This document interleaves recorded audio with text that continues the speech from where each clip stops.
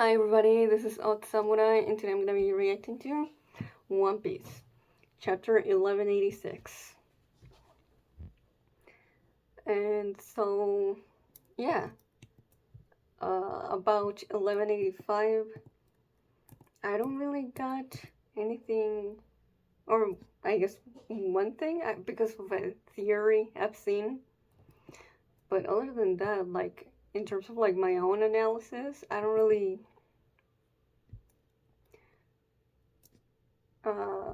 have anything at the moment. But yeah, I've seen people say that well, Gunko is basically another Bonnie situation in the sense that uh, her biological father is actually a celestial dragon. And so the guy in the background in the last double page spread of the chapter, that might be him. And so he came to take her to the Holy Land to raise her as a celestial dragon. But like, I don't know. Like, from a meta level, I don't know what it would accomplish. Basically redoing that same story beat. Yeah, we get it. The regular slash common celestial dragon are very prone to rape, but like, is it really necessary just to add on more tragedy for Gunko and just all the people involved? Well, I guess Shuri, all the people closest to her, because when I read like what was it?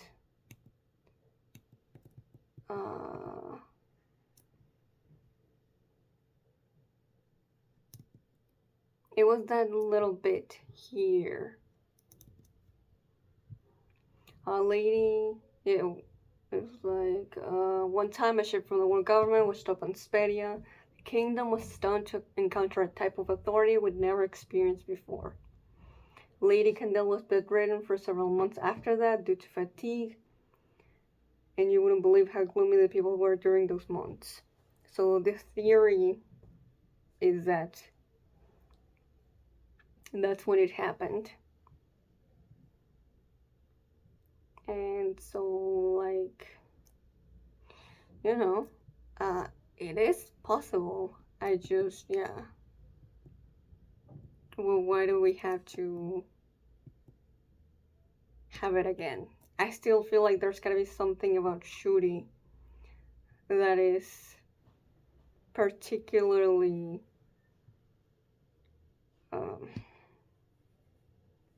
special to Imu. And I don't think just this, being a half celestial dragon, would qualify for that. But like, I don't know. I mean, just I don't know. I don't know. Let's just read 1186. It's titled One More Time. Oh my god, the chapter cover is so cute. Lucky secretly drawing a picture of Ida, and Ida secretly enjoying it. I adore that. Oh. I love Loki so much, especially baby Loki just gets to me. Like, he's drawing her and then writing mommy. That already, like, just instantly got me teary-eyed. I love him way too much. Like, I remember when I said, like, oh, Gunko has the potential to surpass Loki as my favorite character in the arc. Yeah, I don't think that anymore. He's too good. Anyway, back to the flashback. That's crazy though. Just one chapter cover of Loki and Ida got me feeling more than 1185. Like, oh, it is what it is. Never give up. Our only path to survival is independence. Huh? Yeah, Brooke is just, you know, gobsmacked right now. Yeah, we have that guy smoking. And he kind of gives Shiryu vibes, but like, Shiryu's not a celestial dragon, so like, I don't know. But oh, I just realized the hat with like the goggles that he's wearing, they look very much the same, like the ones that Gunko wears currently. And then we have Shuri slash Gunko doing reverse it, and Mars in silhouette form for some reason, or at least it looks like Mars. Someone call the medic. His Majesty's in critical condition. Bro, hang in there, bro. You're gonna be okay. I wonder what he's calling him in Japanese. Aniki, maybe. Bro, bro. Are you a fan of mine, old man? Hey, I'm not that old. Oh, okay, that's. He's remembering when he first met him. Yo ho ho, I guess I'll call you bro instead. Oh, and then we have both of them smiling and enjoying each other's company. Okay. That's sad. And he just keeps yelling bro, but like, it seems like Ruben is already dead. Oh? Emu is there.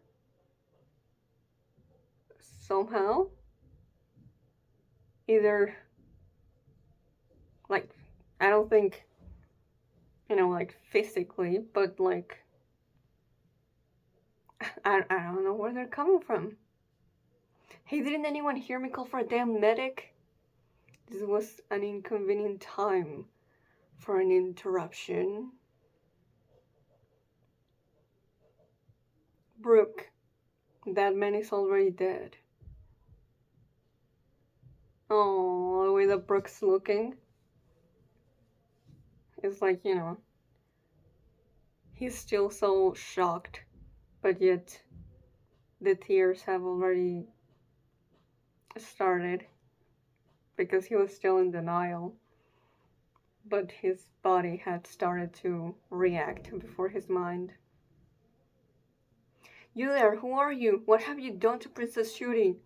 I've been watching over this girl since she was a newborn baby. I know she's not capable of this kind of bloodshed. I know everything about the princess.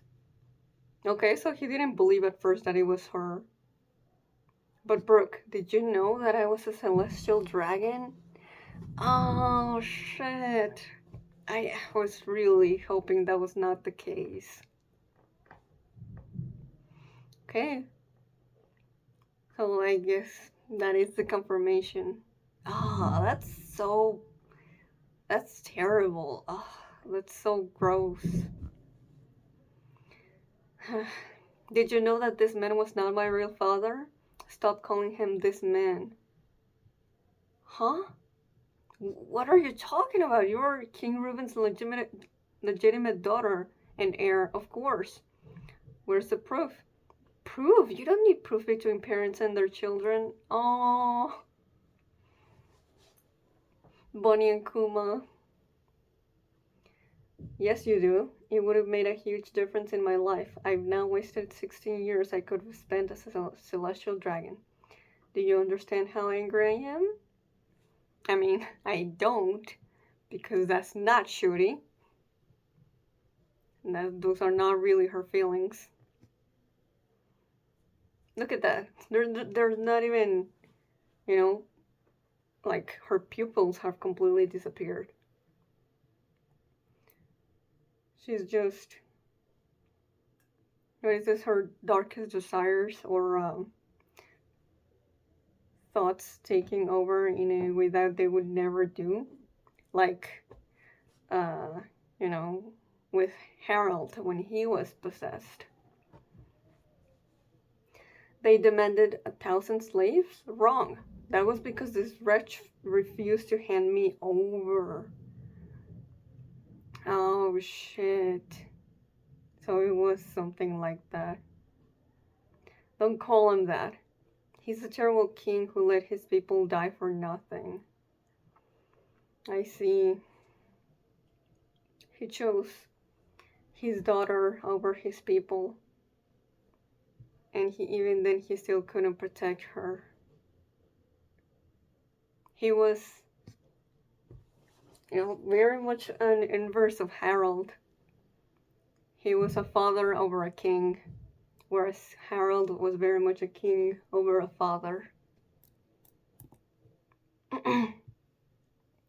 That's why he had to pay the price. If the king dies, the war is over. But if we lose, then this country becomes a lawless wasteland. That doesn't matter to me anymore. Oh shit. Who is this? Knights of God sent Mayor Goodall. Okay. I remember you, Candel's Esquire, the boy with the poofy hair. Okay, so he's seen Brook before, but we just didn't get to see that. Not that you were ever allowed to get close to me. Oh, look at his eyes. Yeah, okay. Of course. Well, if there was any doubt left,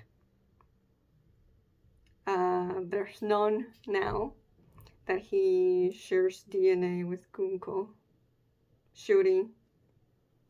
You know who I mean. And I'm pretty sure Brook, the next panel is Brook realizing what the eyes mean. Your eyes! Normally, I wouldn't come to a backwater like this just to recover a single measly whelp. But her bipolar irises are an extremely rare trait, and the Great One desires her. Extremely rare trait. Okay, but what does that mean? I don't think it's just, because they look cool. Well, it may not have awakened for me. Okay, that's a little something. Perhaps she can. Ooh, thou speakest too much, Guro. Oh, my apologies, Great One. Make it quick, Shuri. Okay, yeah, she was still being called Shuri here. Ugh, man. Just...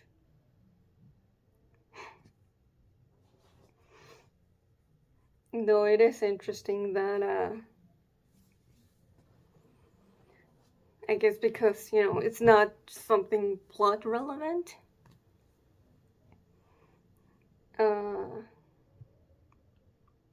That we get to meet, Gunko's biological father. But we don't get to know who Bonis is. Because, sure as hell, don't care one bit about this scumbag, but it is relevant for why Shuri is so important to Emu. But then, I guess it was, orders, because Guro said that he, normally he wouldn't come here just for a brat. But it was because Emu wanted it. And Emu doesn't do visits to the lower world, at least until the present day. Oh, poor Brooks as well. Well, honestly, obviously, the one with like the most tragic one here is obviously Shuri.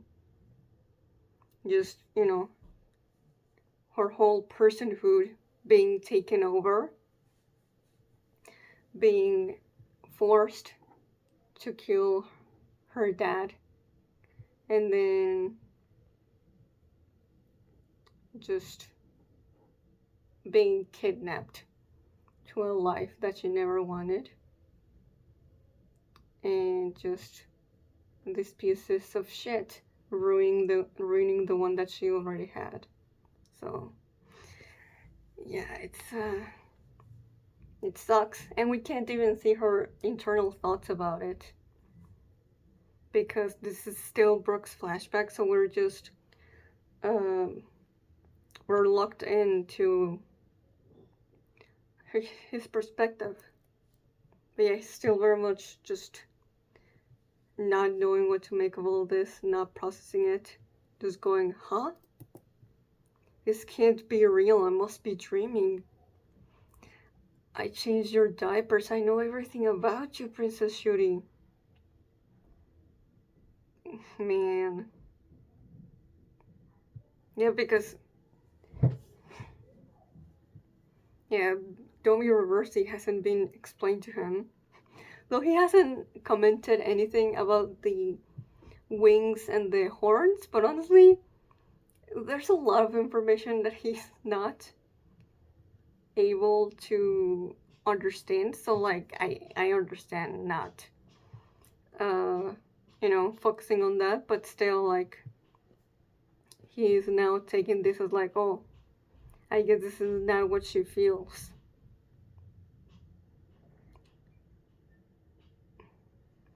Don't act like I owe you anything and stop that pathetic sniveling. Sniveling? I want the protection of people stronger than you.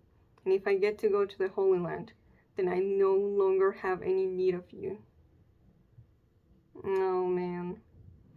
You were always the perfect little angel, but now you look more like a devil. Gavot! I failed to protect my bro, the man who saved my life. Oh wow. He dropped the sword as Gunko went on for the attack. He was just straight up ready to die. Like he lost pretty much all reason for living. He had nothing else to protect. So what was the point in fighting? Oh, Brooke. Oh, that hurts me actually. That's actually bond and a bond. Oh, straight to the head? How the hell? Oh, that's how he got the scar, didn't he? No? I mean, I feel like, yeah, One Piece humans are pretty damn durable, but there is a chance that someone could survive this. Probably. Depending on where exactly in the head you're stabbed. But anyway, enough about logistics. Oh my goodness. The fact that she stabbed him with a technique that I'm pretty sure he taught her. It just adds, to the twisting of the knife, or I guess the sword. Oh, cows and frogs and slaves and kings, we're all bones when we die. Oh, and he drops to his knees. We're all bones in the end, that's all there is to say. And then just we see Domi reverse it, Shuri leave with Guro. Man. Oh, this hurts.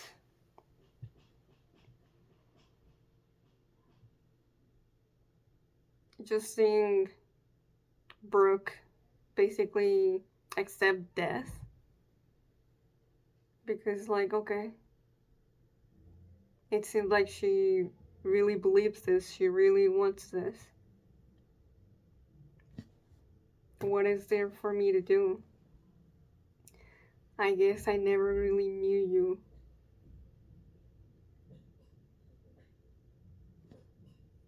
What's the point in going, and trying to do anything anymore?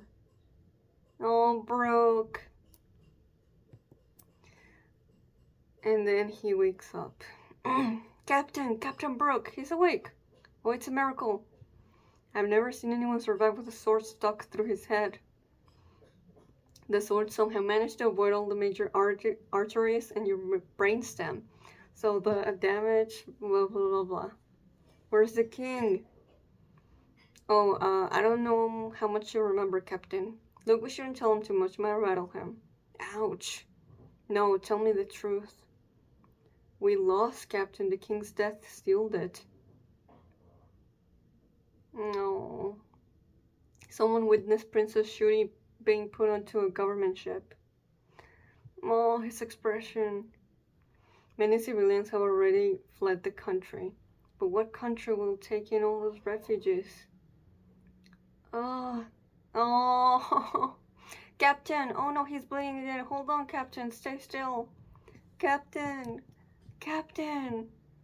God. Oh. Oh, that really...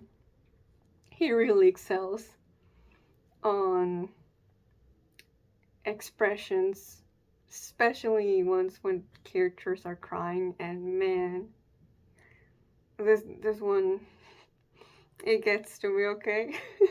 And I'm so glad it does, because one of my complaints last chapter was that it didn't move me as much as I wanted it to. But this, it is doing it. Oh, Brook. He really lost it all. I wonder if we're gonna see, him meeting Yorkie and finding a new reason to live for the Rumbar Pirates. Oh, damn. Okay, I guess not. Looked at the next page, we're already out of the flashback. Oh man, that's such a downer of a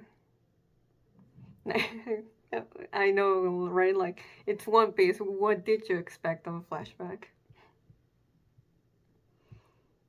But like, man, oh man, knowing this now, like, it just makes Brook and just him being a member of the Rumbar Pirates all the more special and touching and amazing.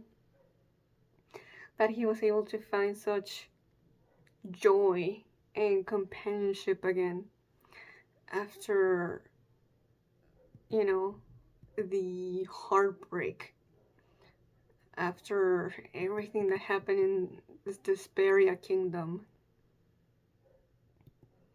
Yeah, like, man, Yorkie really pulled a miracle there. And all the more sad when he loses the Rumbar Pirates.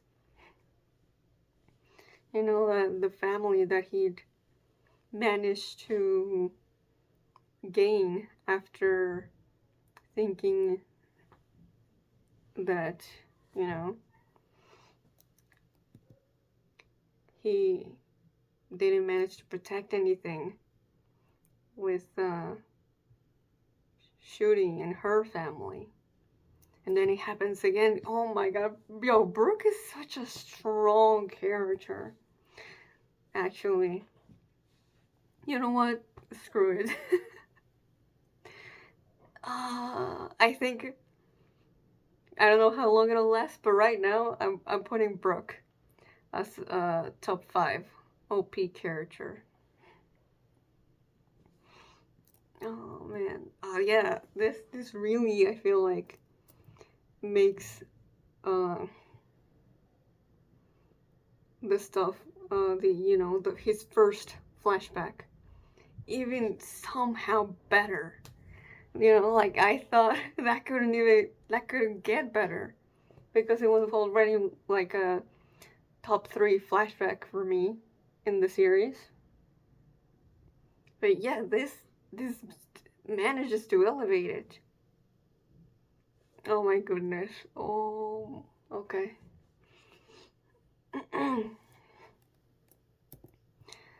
Back then, I didn't know about the existence of devil fruits. I always thought that I had hallucinated what happened. Such was the shock I suffered at seeing my savior dead on the ground, and the terror I felt at the changed princess, her new demonic visage. If those were not illusions but real memories, my friends. Oh well, Brooke is basically just reliving that trauma all over again. The fact that it was, traumatic enough for him to just basically cope by calling it a dream, an illusion, and you know, especially after those 50 years where he had no contact with anyone, that would definitely mess with the perception of his memories. Yeah, it would be easier, right? To think that it hadn't actually happened that way. And so he probably, deep in his heart, he always knew that it was real, but he just tried to cope so that it would be, you know, he wouldn't hate himself as much. Did, not seeing himself as responsible for not being able to do anything about it. No, Brooke. Do you think it would be alright if I had faith in Princess Shuri just one more time? Oh. Oh man, there's something about Nami's reaction here that really gets to me. Like, I feel like she's on the verge of tears, but she's not tearing up. But of course, Frankie being the most open and vulnerable of them all, he's just bawling his eyes out. Understandable.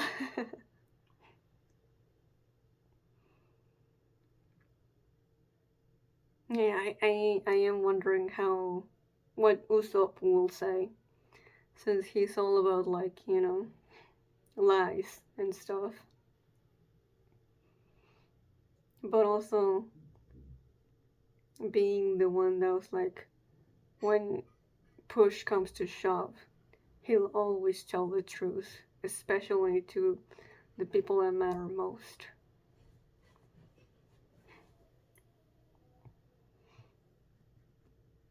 If she happens to be a victim in all of this, run, Brooke!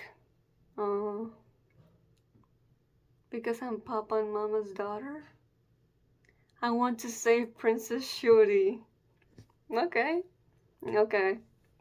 Yeah, I was expecting something like this. But I still really like it. May I ask for your help in achieving this goal? You know, this is obviously it's very different, but it just, just tiniest bit. I'm getting vibes of Sanji just breaking down in tears and asking Luffy to save Germa 66. Oh man, this is so good. This is what I wanted from this.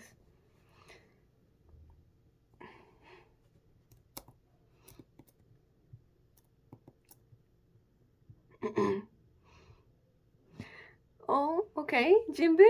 Do you really need to ask? Let's hurry up and break that block of ice. Nami? Maybe lightning will work on it. Frankie? I'll use my radical beam and melt it in one go. Usopp? I don't think I should have used explosives. What can I do to help? I love them. My family. I've been wanting a moment like this for the Straw Hats in this arc. That's my family right there. One of my favorite found families in fiction. I love them. Oh. Hey, wait up, Brook. Oh. He just runs ahead. Tearsen's not trailing behind him. As as he keeps on crying. Oh, okay, we're changing scenery. Okay. No, give me a second. Okay. Cafeteria, Walrus School. Yeah, I'm all full. Luffy? That bad news guy is Elbaf's enemy, right? Then that means... Yo, did he take off the boot and put on the trademark sandals? He's my enemy. I'm overflowing with strength. Right now, I can't see anyone beating me. Okay. Well, just because Luffy feels that does not make it fact. But obviously, I'm rooting for Luffy. Quit going after the kids. You world government folks sure do fight dirty. Imu seems confused. Dost thou not know why? Shall I teach thee? 800 years ago, thy kind suffered defeat in order to save thy children. Oh, do share the lore? But like, still it doesn't really answer, like, why do you have to do it again? Other than, characterization, and we try to relive the past. What do you mean 800 years ago? The nature of a race does not change in mere centuries. Simply adopt thy children, and I can control thee at will. Thou might not know what is happening to thee, but history repeats regardless. It is already too late. Thou art my slaves. What is he talking about? You get out of Elbaf right now! Oh shit! Luffy just showed up and did a double attack with Loki, I think? Either that or he managed to... his fist reached Imu's face before Loki's hammer. That's crazy, actually. I think... Yeah, no, 100%. This is the first attack that has landed on Imu in the present. Alright. And of course, he was using Conqueror's Haki. I think he, yeah, yeah. For a second, I was gonna say, like, was that Ryu? Oh, but he clearly made direct contact, so no. Sure, you know what? Yeah. I think that Luffy can get a good hit in, but Imu can still feel planes turning afterwards because I just like, come on, Imu's not getting defeated this arc. And there's definitely something about uh, Imu's uh, surprised expression right after seeing Luffy. So I feel that might have contributed to Imu being caught off guard. Surely Imu recognized that it was Luffy from, wanted posters.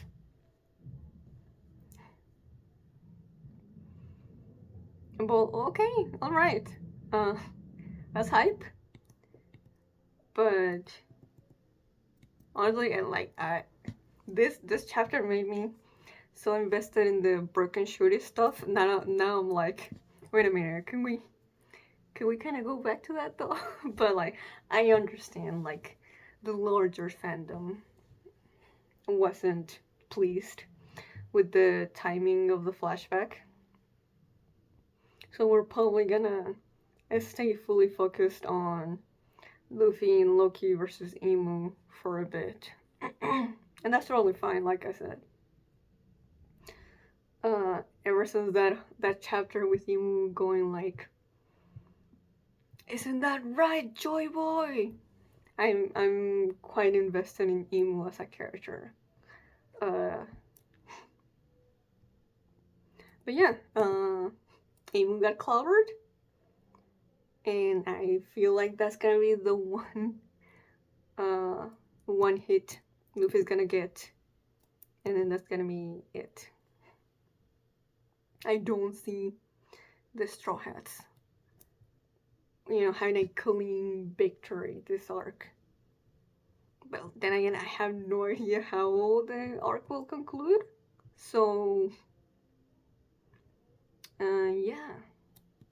I just don't think it's gonna end with, like, everyone having a banquet and, being celebrating that they defeated all the Holy Knights and Emo, and they were the ones that had to flee. Like, I don't see that. I don't. But we're still gonna be left with at least a ray of hope. And I think that's gonna be related to Shuri. So I'm gonna leave this here. If you enjoyed this, please like and subscribe. Till next time, see ya.